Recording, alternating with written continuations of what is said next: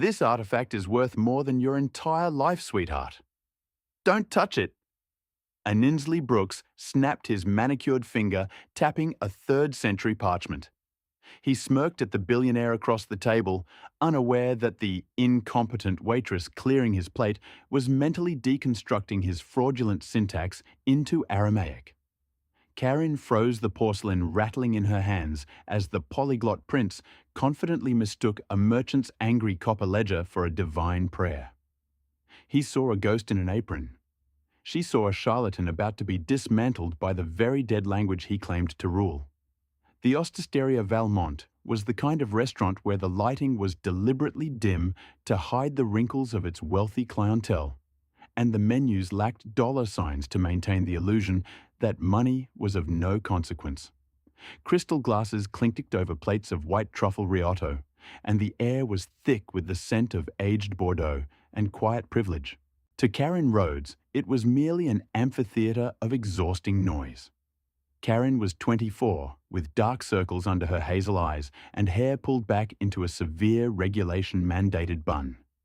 She wore the stark black and white uniform of a Valmont server, an outfit that essentially functioned as an invisibility cloak. To the patrons, she was not a person.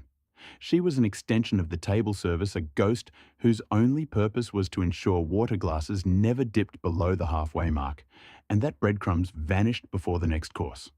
What none of the bankers' socialites or politicians dining at her tables knew was that Karen's mind was a sprawling, terrifyingly brilliant labyrinth. While they discussed stock portfolios, Karen was mentally translating their conversations into Aramaic. When the Sumire described the notes of a vintage Cabernet, she was deconstructing the phonetics of his French accent, tracing the etymology of his vocabulary back to its Latin roots. She hadn't always been a waitress. 3 years ago, she had been the youngest doctoral candidate in the linguistics department at Oxford University, specializing in undeciphered syntax and extinct Eurasian dialects. She was a prodigy, a girl who could read Sumerian ununiform as easily as a morning newspaper. But brilliance didn't pay the bills. When her father was diagnosed with a severe and aggressive form of early-onset Alzheimer's, the financial burden of his specialized care in a private facility had crushed her family. Scholarships were not enough. Academia paid in prestige, not cash. So Karen had packed her bags, moved back to Boston, and taken up the tray. She worked double shifts 6 days a week, funneling every spare cent into her father's medical trust. Table 4 needs a recount on the oysters. Karen snapped Beatrice, the floor manager, a sharp-featured woman who treated the dining room like a military battlefield. And stop staring off into space. You look like you're sleepwalking. Sorry, Beatrice Karen murmured, her voice soft. She had been staring at the ornate chandeliers, noting how the glass prisms refracted the light. But her mind had been miles away, turning over a complex problem involving Old Norse runic translations she had been working on in her cramped apartment at 3 a.m. Focus, Beatrice hissed. We have a VIP in the private alcove tonight. Complete discretion, absolute perfection. Do you understand? It's Aninsley Brooks. Karen felt a slight flicker of recognition. Aninsley Brooks. It was impossible to be remotely interested in languages and not know that name. He was the polyglot prince, a YouTube sensation and media darling who claimed fluency in over 40 languages. He had published best-selling books on accelerated learning, sold out speaking tours, and was regularly brought in by tech billionaires as a high-priced consultant. He was handsome, charismatic, and profoundly arrogant. Karen had watched a few of his videos during her Oxford days. While her professors had scoffed at him as a populist fraud who memorized tourist phrases, Karen had seen something more insidious. Brooks was smart, very smart, but his true genius lay in mimicry, not comprehension. He mastered accents and intonations, perfectly masking a shallow understanding of complex grammar with rapid-fire delivery and blinding charisma. He was a performer, a parlor trick wrapped in an Armani suit. 10 minutes later, the front doors of the restaurant swung open and the atmosphere in the room shifted. Aninsley Brooks had arrived. He was taller than he appeared on camera, wearing a tailored navy blazer and a crisp open-collar shirt. He possessed a smile that seemed practically weaponized, flashing it at the hostess as he handed over his coat. Beside him was an older man heavily jowled and leaning on a silver-tipped cane, carrying a sleek reinforced titanium briefcase. Karen recognized the older man from a profile piece she had read in the Boston Globe. Harrison Gable, a notoriously reclusive billionaire and one of the world's most aggressive collectors of ancient antiquities. Beatrice practically shoved Karen toward the private alcove. You are their shadow tonight, Rhodes. Whatever they want before they even know they want it. Go. Karen took a deep breath, smoothed her apron, and stepped into the dimly lit oak-paneled alcove, just as Brooks and Gable were taking their seats. As she poured the sparkling water, her eyes caught the metallic sheen of the briefcase Gable had placed on the table. There was a palpable tension in the air, a thick electric anticipation. This wasn't just a dinner. This was a transaction. I appreciate you flying in on such short notice, Ninsley. Harrison Gable said, his voice a growly rumble that barely carried over the soft jazz playing through the restaurant's hidden speakers. For you, Harrison, always. Brooks replied smoothly, leaning back in his leather chair. He had a way of speaking that made every word sound like an intimate secret. Though I must admit your cryptic emails were quite the tease. You said you had acquired something unprecedented. Gable offered a thin, tight smile. He ran a hand over the titanium briefcase. Unpre doesn't quite cover it. My procurement team acquired this from a rather shadowy private auction in Geneva last week. Its provenance traces back to a recently unearthed cave network along the northern edge of the Taklamakan Desert. Carbon dating puts it somewhere around the 3rd century, but the experts I've shown it to so far are entirely baffled. The British Museum offered me $20 million for it sight unseen based purely on the expedition notes. Karen stood silently in the corner of the alcove, her hands folded behind her back, blending perfectly into the shadows. The Taklamakan Desert, 3rd century. Her pulse quickened slightly. That region was a massive melting pot of ancient Silk Road cultures. Tajarian, Cottonese, Sogdian, early Tibetan. Why bring it to me? Brooks asked, taking a sip of the water Karen had just poured. Because the academics are too slow, Gable snapped. They want to spend 5 years writing peer-reviewed papers before they tell me what I own. I want to know tonight. If this is what I think it is, a lost religious text from the early Manichan sects, its value triples. I need your eyes on it, Ninsley. They say you can read the unreadable. Brooks offered a modest, self-deprecating chuckle that was entirely rehearsed. Well, I wouldn't go that far, but I certainly have a knack for finding patterns where others see chaos. Let's see it. Gable entered a complex code into the locks of the briefcase. With a soft hiss, it popped open. He carefully reached inside and withdrew a flat protective casing made of UV-resistant acrylic. Suspended between the glass plates was a ragged, deeply browned piece of parchment covered in a dense flowing script. From her vantage point 6 feet away, Karen's breath hitched. She didn't mean to react, but her eyes locked onto the script. The characters were jagged, running vertically down the page, interspersed with strange looping symbols. It was beautiful and incredibly rare. Brooks leaned forward, producing a small magnifying jeweler's loupe from his pocket. He fitted over his right eye and hovered over the glass.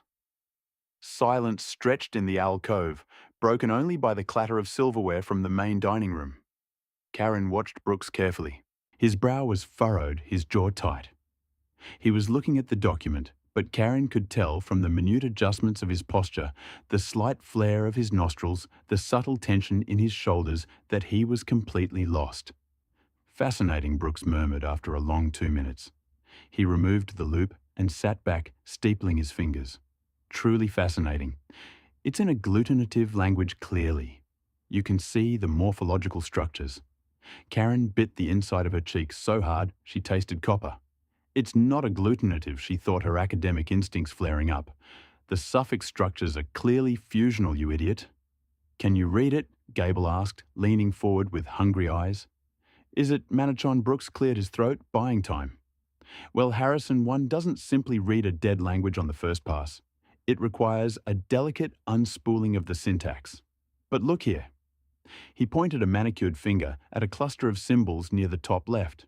This repeating motif, it bears striking resemblance to early Aston scripts. Given the geographical origin, I would postulate that this is a highly stylized, localized dialect used by priests. This word here, he tapped the glass confidently.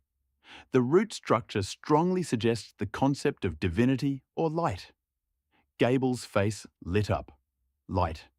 So it is Manichon, the religion of light. It certainly points in that direction. Brookie smiled, relaxing into his chair, having successfully fed the billionaire exactly what he wanted to hear. I can take this back to my suite and provide a rough translation by morning. But preliminary analysis suggests this is a holy blessing, a prayer to a sun deity, perhaps asking for safe passage across the desert sands. Karen stepped forward to clear their appetizer plates. As she reached across the table, her eyes swept over the parchment. She read the cluster of symbols Brooks had pointed to. Then she read the next line, and the next. Her mind, trained on thousands of hours of obscure microfiche and forgotten archives, instantly recognized the root morphology. It wasn't Aston. It was a bastardized, highly localized merchant shorthand of Sogdian, heavily influenced by an early Proto-Turic vocabulary. And it was definitely not a prayer to a sun god. Brooks wasn't just wrong. He was spectacularly, hilariously wrong. He was confidently looking at a priceless artifact and making up a fairy tale to secure his consulting fee. As Karen stacked the porcelain plates, the sleeve of her uniform brushed lightly against the edge of the acrylic case. "Watch it!" Brooks snapped his charming facade, dropping instantly. He glared up at her, his eyes cold and disdainful. "That artifact is worth more than your entire life, sweetheart. Do not touch it." Karen froze. The plates rattled slightly in her hands. "I apologize, sir," she said softly. "I was just clearing the table." "Well, do it without hovering," Brooks muttered. He turned back to Gable, rolling his eyes. Incompetence absolute. Absolute incompetence. That's the problem with staff these days. They have no respect for things of value. He said it loudly, confidently assuming the quiet girl in the apron would simply fade back into the wallpaper. The silence in the room stretched tight like a violin string about to snap. Karen stood perfectly still. She should have walked away. She had a job to keep rent to pay and a father whose medical care depended on her tips. Every instinct told her to lower her head, apologize again, and retreat to the kitchen. Clear his throat. But something inside her, a deep dormant pride that had been buried under years of exhaustion and indignity, finally flared into life. Brooks had insulted her intelligence. He had insulted her worth. But worst of all, he was insulting the history sitting on the table in front of him. See, Clear's throat. Karen looked directly at Ninsley Brooks. When she spoke, her voice was no longer the soft, submissive murmur of a waitress. It was crisp, resonant, and perfectly modulated. "I assure you, sir, that my respect for antiquities far exceeds your understanding of them. But if you wish to discuss incompetence, perhaps we should start with your analysis of this manuscript." Her French was flawless. Not the stiff textbook French of a high school classroom, but an elegant, aristocratic Parisian accent that dripped with polite condescension. Brooks blinked genuinely, taken aback. A flash of red crept up his neck. Gable's eyebrows shot up to his hairline as he looked from the famous Polyglot to the waitress holding his dirty plates. Brooks quickly recovered, flashing a patronizing smile. "Ah, you speak a little French. How charming. Did you study abroad for a semester? Please just bring us the main course." He tried to dismiss her, turning back to Gable, but Karen didn't move. "You're misidentifying the root structure," Karen said, her voice dropping to a serious academic register.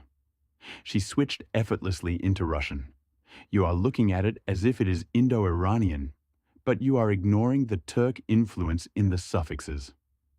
Brooks stared at her, his jaw slackening.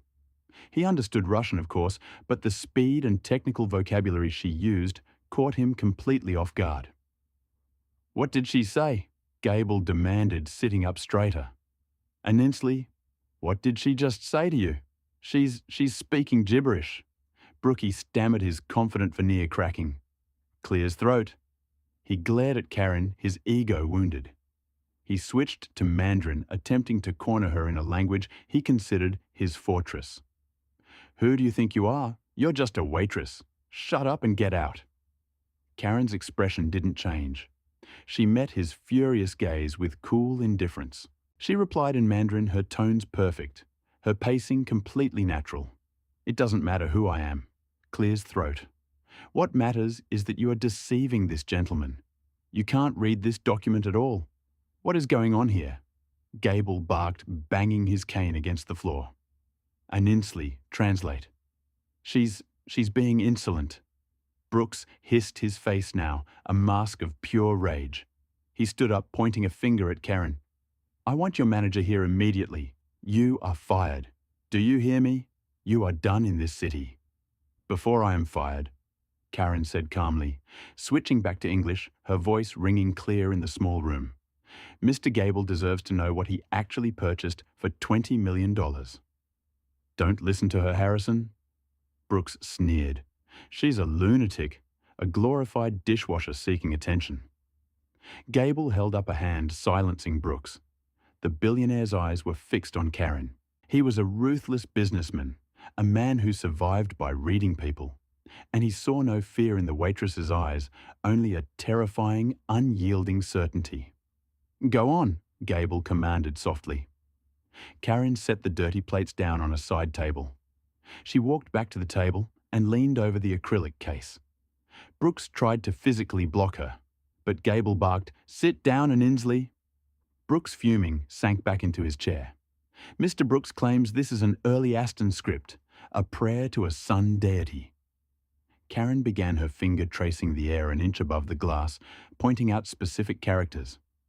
He assumes this because of the geographic origin and the vertical orientation. But if you look at the fourth character in the second column, this looping descender, it's not Avestston. This is a very rare localized dialect of Sogdian, heavily adapted by merchant caravans moving through the Tim Basin in the early 4th century. Sogdian Gable repeated, mesmerized. Yes, Karen continued, and the word Mr. Brooks identified as divinity or light. She pointed to the cluster of jagged marks. That is the root word for copper. Specifically, lower-grade copper. Brooks let out a loud, mocking laugh. Copper. You're telling me this priceless artifact is about copper?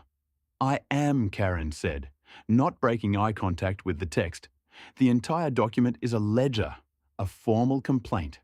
She began to read, translating sight unseen, her voice steady and rhythmic. To the merchant Kineska, the ingots you sent with the last caravan were of inferior quality. They were brittle and discoloured upon arrival in Khotan. You promised pure ore, yet you sent dross. If the remaining debt is not settled with 20 measures of good silk, I will petition the local magistrate to seize your remaining camels. Karen stood up straight, folding her hands in front of her.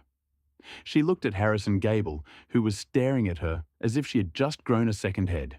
It's not a religious text, Mr. Gable, Karen said quietly. It's a 1,700-year-old angry customer review. The silence that followed was absolute. Brooks was the first to speak. He slammed his hand on the table. This is absurd, Harrison. You cannot possibly believe this. This waitress over me. I am a recognized expert. She's making it up to embarrass me.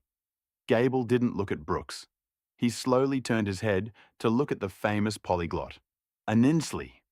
Gable rumbled, his voice dangerously low.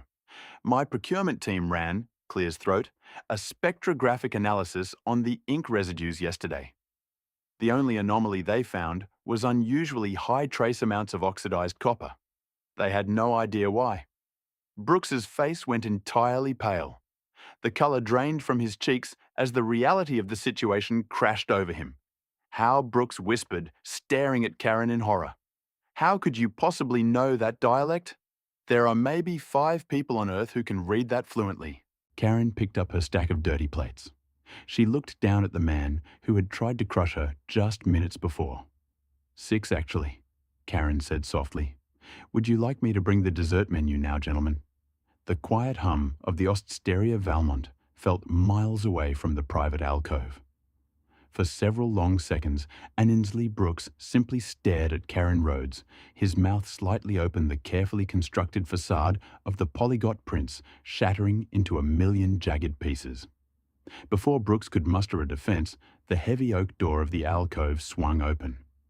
Beatrice, the floor manager, stepped in with a forced practiced smile that immediately vanished when she registered the suffocating tension in the room. Her eyes darted from the red-faced YouTube star to the stony-faced billionaire, and finally to her waitress, who was standing entirely too tall and holding a stack of dirty plates. "Is everything all right, gentlemen?" Beatrix asked, her voice tight with panic. "All right." Brooks exploded, leaping from his chair. The sudden movement made his water glass tip spilling ice and sparkling water across the linen tablecloth. "No, Beatrice, everything is not all right. This server of yours just had a complete psychological break. She has been hovering over us, eavesdropping on a highly confidential business meeting, and then had the audacity to interrupt us with absolute fabricated nonsense." Beatrice turned to Karen, her eyes flashing with pure fury. "Karen, what did you do? I merely translated the document." Karen said, her voice remaining impossibly, even though her knuckles were white where they gripped the porcelain plates. "She's delusional," Brooks shouted, running a hand through his perfectly styled hair, ruining the pompadour. He pointed a shaking finger at Karen. She babbled some fake gibberish and claimed my translation was wrong. "Harrison, I demand you close that case. This is a severe breach of confidentiality. And Beatrice, I want this girl fired right now. I will not spend another dime in an establishment that employs unhinged eavesdroppers." Beatrice didn't hesitate. Her job was to protect the restaurant's reputation and appease the elite. A waitress was entirely expendable. Karen put those plates down. "Go," clears throat, "to the locker room, hand in your apron, and leave. You are terminated. Effective immediately."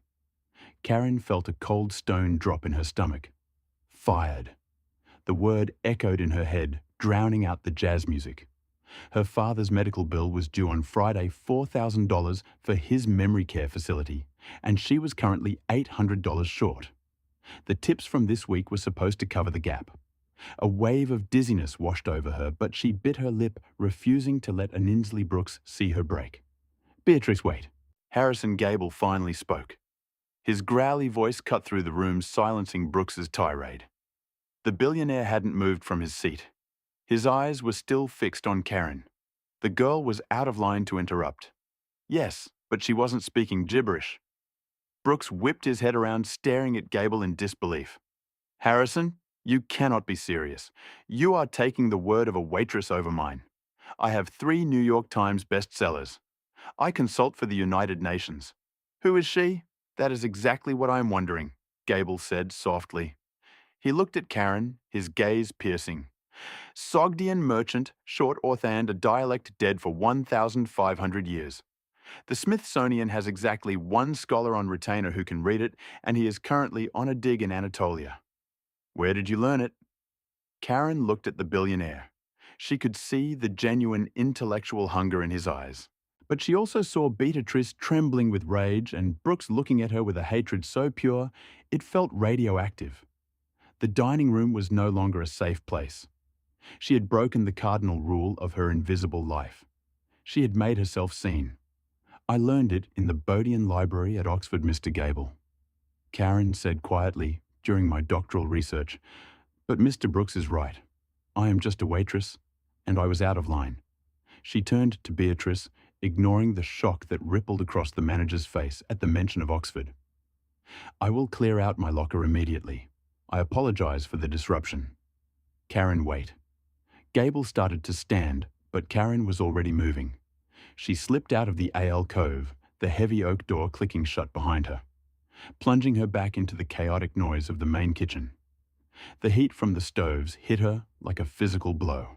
As she walked mechanically toward the staff room, the adrenaline that had fueled her confrontation began, clear's throat, to drain, leaving behind a hollow, terrifying panic. She had just destroyed her livelihood for a fleeting moment of academic pride. Back in the alcove, the silence was deafening. Brooks tried to force a laugh, a dry, nervous sound. Well, good riddance. The audacity of these people. Harrison trying to sound educated by dropping the word Oxford. Shall we return to the manuscript? As I was saying, the Avestan root snap. Gable closed the titanium briefcase and spun the locks. The sound was sharp. Final. The meeting is over, Inslee Gable said coldly. He picked up his silver-tipped cane and stood. Harrison, please. Let's not let a crazy server ruin our evening. The manuscript. The manuscript is a ledger about low-grade copper Gable. Interrupted, his voice dripping with disgust. My spectrographic analysis confirms it. You sat there, looked at a priceless artifact, and spun a fairy tale about sun gods to justify your exorbitant fee. You aren't a scholar, Inslee. You're a parlor trick. Brooks's face flushed a deep, ugly crimson. You are making a massive mistake, Harrison. If you walk out that door, you lose my endorsement. You lose the authenticity I provide your collection. Gable let out a low, humorless chuckle. Your authenticity, please. I'm a businessman, Inslee. I recognize a fraud when the mask slips. The only thing I'm interested in now is finding out exactly who just poured my water. Gable turned his back on the famous Polyglot and walked out of the alcove, leaving Inslee Brooks alone in the dim light. Brookie stared at the closed door, his breath coming in short, ragged gasps. His hands were shaking. He pulled out his phone, his thumb hovering over the screen. His clear's throat empire was built on perception, on the illusion of his untouchable genius. If Harrison Gable started talking to his billionaire friends, or worse, the academic community, Brooks's career would implode. He needed to find out everything about Karen Rhodes. And then he needed to destroy her before she could destroy him. The rain had started to fall in sheets by the time Karen pushed through the heavy metal back door of the restaurant and stepped into the alley. She pulled the collar of her worn wool coat tight against her neck, shivering as the freezing Boston wind cut through the thin fabric. In her hands, she clutched a small plastic bag containing her non-slip shoes and a half-empty bottle of ibuprofen. She walked toward the bus stop, her mind racing, calculating how much she could pawn her laptop for and whether she could pick up emergency night shifts at a diner across town. She was so lost in her panic that she didn't notice the sleek black Maybach idling at the end of the alley until the rear window hummed down. Miss Rhodes. Karen stopped. The growly voice belonged to Harrison Gable. The billionaire was sitting in the back seat, the warm amber interior light illuminating his weathered face. He gestured with his cane toward the open door. Get in. You're freezing. And we have business to discuss. Karen hesitated. Mr. Gable, I don't think I am not in the habit of repeating myself, Miss Rhodes, and I am certainly not in the habit of letting minds like yours walk out into the rain. Get in.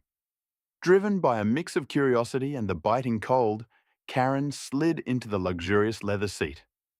The car smelled of rich cedar and expensive leather. As soon as the door clicked shut, the rain became nothing more than a muffled drumbeat against the bulletproof glass. Driver, take us around the block. Slowly, Gable instructed the man in the front seat. He then turned his full attention to Karen. Oxford doctoral research. You didn't finish. It wasn't a question. It was a deduction. No, sir, Karen said, staring at her hands. Family illness. I had to return to the States. The linguistics department wasn't exactly offering a remote work option for analyzing 4th century steely fragments. Gable studied her. You humiliated Inslee Brooks tonight, a man who charges $50,000 for a 20-minute keynote speech.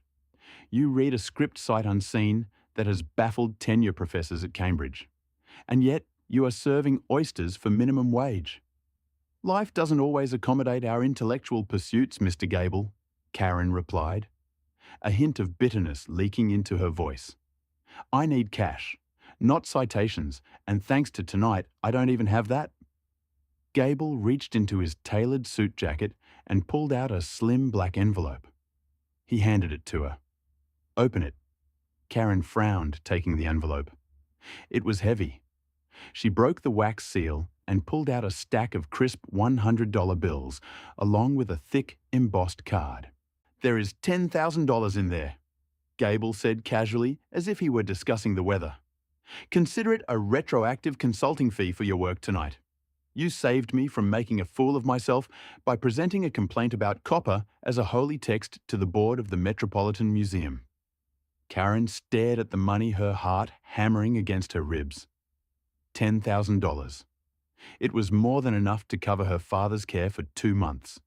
It was breathing room. It was survival. She looked up at Gable, her eyes wide. I can't take this. You already earned it, Gable said, dismissing her hesitation with a wave of his hand. But I didn't intercept you just to pay a debt, Miss Rhodes. I have a problem, and I believe you are the solution. He tapped his cane on the floor of the car. My private collection is vast. I have over 400 undocumented manuscripts, tablets, and scrolls from the Silk Road and the broader Eurasian steppe. The established academic community moves at a glacial pace. They want grants. They want to argue over syntax for decades. I am 72 years old. I don't have decades. I want my collection translated, catalogued, and authenticated before I die. You want me to translate them? Karen asked, stunned. I want to hire you full-time, Gable said. An annual salary of $200,000, full access to my private archives, and a dedicated team of restoration experts at your disposal. You will report only to me. The offer hung in the air, heavy and intoxicating. It was everything Karen had ever wanted, everything she had abandoned when she left Oxford. It was a lifeline thrown to her in the middle of a hurricane. Why me? Karen asked, her natural skepticism kicking in. You have the money to hire the head of any linguistics department in the world. Because you have no ego, Gable replied sharply. Brooks has ego. Academics have ego. You looked at that document, and you didn't see a chance to make yourself look brilliant. You just saw the truth. You saw a merchant complaining about copper, and you had the spine to say it out loud. That is exactly the kind of unvarnished honesty I need. Karen looked down at the money in her hands. She thought of her father sitting in his armchair, staring blankly at the television, his brilliant mind slowly unraveling. She could secure his care. She could finally breathe. There is, however, a complication. Gable, Clear's throat, added, his tone darkening slightly. Unintentional Brooks is not just a popular figurehead. He is deeply embedded in the antiquities world. He sits on the advisory board of 3 major museums, including the one I plan to donate my collection to. He is vindictive, petty, and incredibly well connected. He knows I exposed him. Karen, Clear's throat, realized the chill returning to her spine. He knows you are a threat to his empire, Gable corrected. Brooks has spent a decade cultivating the myth that he is a peerless genius. If the world finds out he was outsmarted by a 24-year-old waitress, his brand is finished. He will not let this go, Corinne. If you accept my offer, you are stepping into the ring with him. Clear's throat. He will try to destroy your reputation before you even have a chance to build it. Karen looked out the window. The rain was washing down the glass, distorting the streetlights of Boston into blurry smears of yellow and red. She had spent 3 years hiding, making herself small, swallowing her pride so she could survive. Unbeknownst Brooks was everything she hated about the academic world, a charlatan who commodified history for his own vanity. She turned back to Harrison Gable, her hazel eyes hardening with resolve. When do I start across town in the penthouse suite of the Four Seasons? Unbeknownst Brooks was pacing like a caged animal. A half-empty glass of scotch sat on the marble counter. His phone was pressed to his ear, listening to the dialing tone. Finally, a voice answered. Unbeknownst, it's past midnight. What do you want? Richard Brooke said, his voice tight. Dr. Richard Alden was the Dean of Humanities at a prominent Ivy League university, and a man who owed Brooks several massive favours for securing private funding for his department. I need a favour. A big one. It better be to call me at this hour, Richard grumbled. I need you to pull every academic record, every peer review, every scrap of institutional gossip on a former Oxford doctoral candidate, Brooks commanded. Her name is Karen Rhodes. There was a pause on the other end of the line. Rhodes, the Eurasian linguistics prodigy. Aninsli, she dropped off the map years ago. The department was devastated. Brookie stopped pacing. You know her. Of course, I know of her. Richard said, sounding suddenly very awake. She was writing a dissertation on untranslatable syntax that was supposed to rewrite the textbooks. Rumour had it she had some sort of mental breakdown and vanished. Why are you asking about her? Brooks gripped his glass of scotch, his knuckles white a mental breakdown. The corners of his mouth curled into a slow, malicious smile. Let's just say she's resurfaced, Brookie said softly. And I need to make sure she disappears again permanently. For the next 3 months, Karen Rhodes lived in a state of exhausting, exhilarating bliss. Harrison Gable's private archives, located beneath his sprawling Massachusetts estate, were a climate-controlled fortress of forgotten history. Surrounded by state-of-the-art spectrographic scanners, UV lighting tables, and thousands of catalogued fragments, Karen was no longer the invisible waitress pouring sparkling water. She was an unbridled force of academic nature. She deciphered the copper ledger fully annotating the 4th century merchants' grievances, which Gable immediately had authenticated by 2 independent blind-tested scholars in London. They confirmed Karen's translation down to the syllable. Gable's gamble had paid off. Her brilliance was unparalleled. But outside the vaulted doors of the archive, a storm was brewing. Aninsli Brooks had not been idle. The humiliation he suffered in the private alcove of the Osteria Valmont festered into a toxic obsession. He had utilized his vast network pulling strings with Dr. Richard Alden and other academic heavyweights to quietly unearth every detail of Karen's life. When he discovered the truth about her father's severe early onset, Alzheimer's, Brooks didn't feel pity. He saw a weapon. Brooks began a quiet, insidious whisper campaign through the elite circles of the antiquities world. He planted rumours that the brilliant Oxford prodigy hadn't left academia because of family illness, but because of a severe hereditary psychological break. He painted Karen as a tragic delusional figure who suffered from linguistic aphasia and schizophrenia, prone to inventing translations out of thin air. She is a deeply unwell young woman. Brooks told the board of the Boston Museum of Historical Antiquities during a closed-door luncheon. Harrison Gable, in his desperation to validate his collection, has fallen prey to her delusions. It is a tragedy, really, but we cannot allow the integrity of the historical record to be polluted by the manic scribblings of a former waitstaff. The poison worked. When Gable attempted to submit Karen's groundbreaking translation of a 6th century Tibetan military treaty to a prestigious journal, it was rejected outright without peer review. The attached note cited concerns regarding the mental fitness and academic standing of the primary translator. Gable slammed the rejection letter onto the steel table in the archive. Brooks, the billionaire, growled, his face red with anger. He's blacklisting you. He's using your father's illness to build a narrative that you are losing your mind. Karen felt a cold panic grip her chest. She looked away from the microscope she was using to study a piece of cracked vellum. If they won't publish the findings, Mr. Gable, your collection remains unauthenticated. My work is useless to you. Your work is flawless. Gable snapped, tapping his silver cane against the floor. But in this world, truth is secondary to perception. Brooks has the microphone. He has the audience. Then how do we take the microphone? Karen asked, her voice trembling slightly, not from fear, but from a deep simmering anger. Brooks wasn't just attacking her. He was weaponizing her father's tragic decline. Gable's eyes narrowed, a predatory gleam flashing in the dim light of the archive. In 2 weeks, the museum is hosting the Brooks Symposium, a massive gala celebrating Aninsli's 10-year anniversary as their chief consultant. The press will be there. The billionaire donors will be there, and Brooks is scheduled to unveil a groundbreaking new artifact he personally sourced to anchor the museum's new Silk Road wing. You want to crash the gala? Curran asked. I am a platinum-tier donor, Curran. I don't crash. I am the guest of honor. Gable smiled thinly. We are going to walk into his cathedral. And when he stands under those bright lights surrounded by the people who worship his intellect, you are going to take his microphone. We are going to expose him not in a private alcove.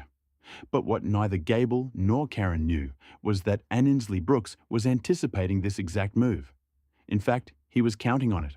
Brooks had spent $2 million of his own money commissioning the artifact he was about to unveil.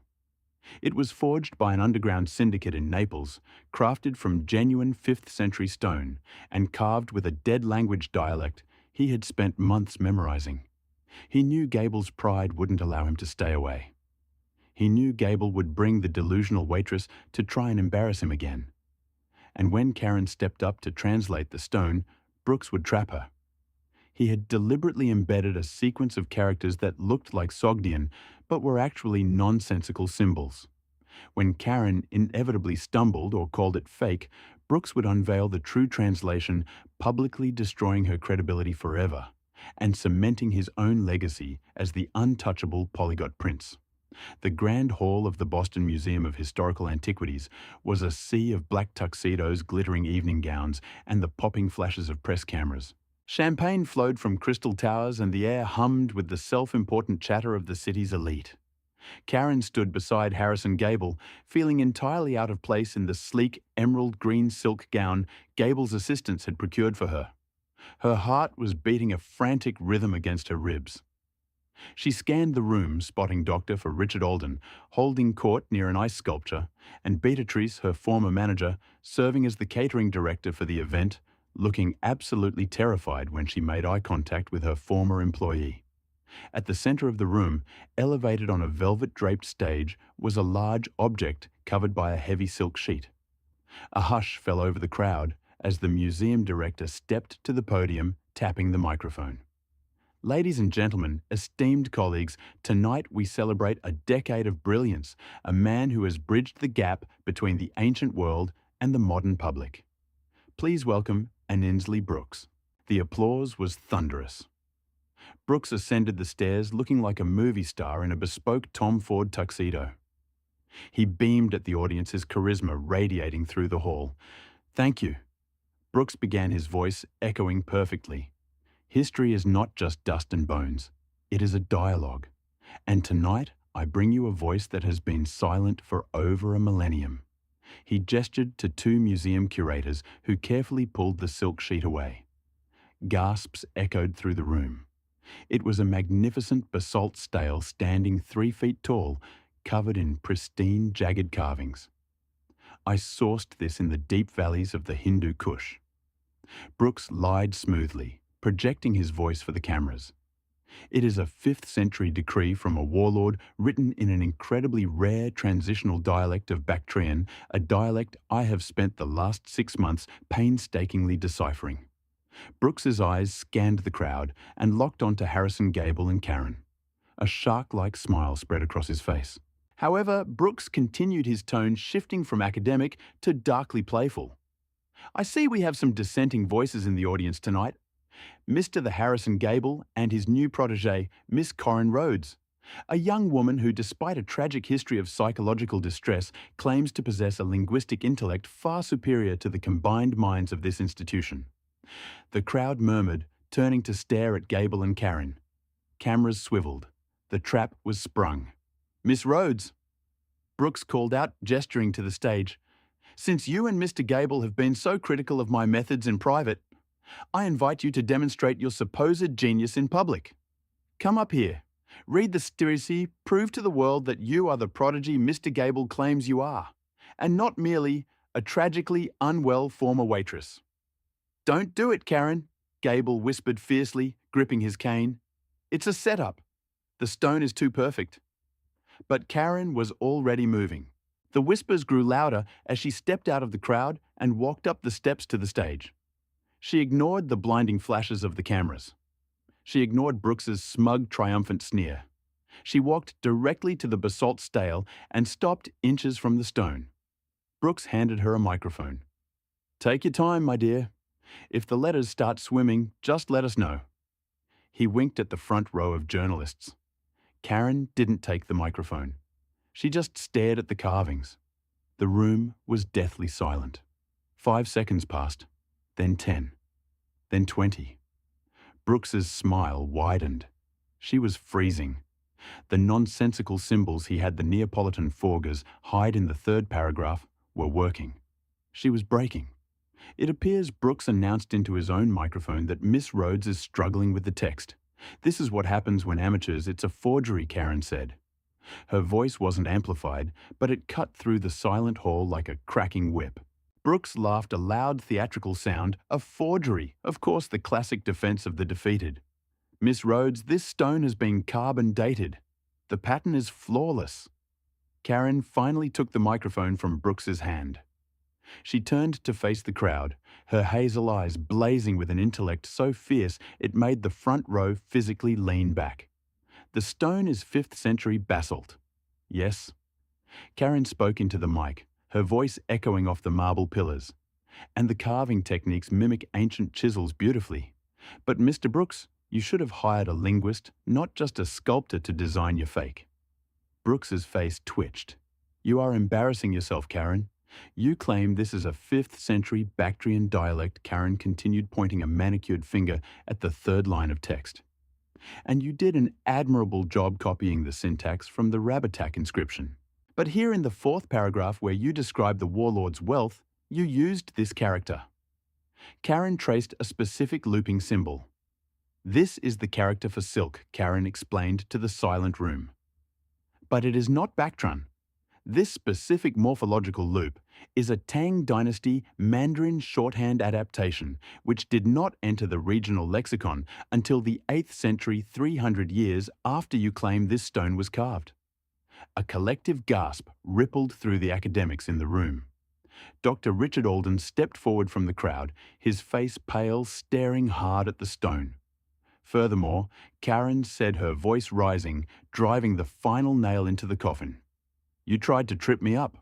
Lines 12 through 14 are complete gibberish. You inserted random shapes to break my translation, but you failed to realize that your forger used a modern mathematical symbol, the Greek letter delta inverted, to fill the space. A symbol not standardized in this region until the 19th century. She turned slowly to face Annesley Brooks. The polyglot prince looked as though the floor had vanished beneath his feet. He was sweating profusely, his mouth opening and closing silently. You didn't decipher this, Mr. Brooks.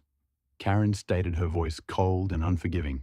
You dictated it badly, and you spent millions trying to destroy my reputation to protect your fragile ego. She's lying, Brooks shrieked, panic entirely consuming his carefully curated persona. She's insane. Someone get her off the stage. But Dr. Richard Alden had already walked up the steps, producing his own jeweler's loop. He stared at the character Karen had pointed out. After a terrifyingly long minute, Alden lowered the loop. He looked at Brooks with pure disgust. The girl is right, Annesley, Alden said into the microphone. This is an 8th century Tang adaptation, and that is a mathematically precise inverted delta. This is a complete modern forgery. Chaos erupted. The press swarmed the stage shouting questions. The museum directors scrambled, their faces ashen. Annesley Brooks stumbled backward, realizing that his career, his wealth and his legacy had just evaporated under the bright lights of his own gala. He was finished. Fraud charges would follow. The billionaire donors he had swindled would bury him in litigation. Through the chaos, Karen walked calmly down the steps. The crowd parted for her, no longer seeing a wait staff or a tragic dropout, but a terrifyingly brilliant scholar who had just dethroned a king. Harrison Gable was waiting for her at the bottom of the stairs, a rare, genuine smile crinkling the corners of his eyes. Well, Gable said, offering her his arm. I believe the Osteria Valmont has lost its best employee. Karen took his arm, feeling the phantom weight of the serving tray finally lift from her shoulders. Let them eat oysters, mister. Gable, we have an archive to translate. Did Annesley Brooks get exactly what he deserved?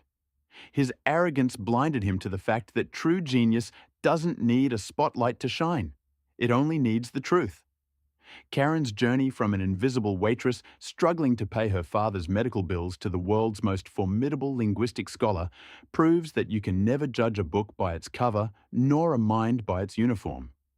If you loved this story of revenge intellect, and the thrilling world of ancient antiquities, please hit that like button and share this video with anyone who loves a brilliant underdog story. Don't forget to subscribe to the channel for more incredible true-to-life dramas, plot twists, and stories of hidden geniuses exposing frauds. Ring the notification bell so you never miss a tale.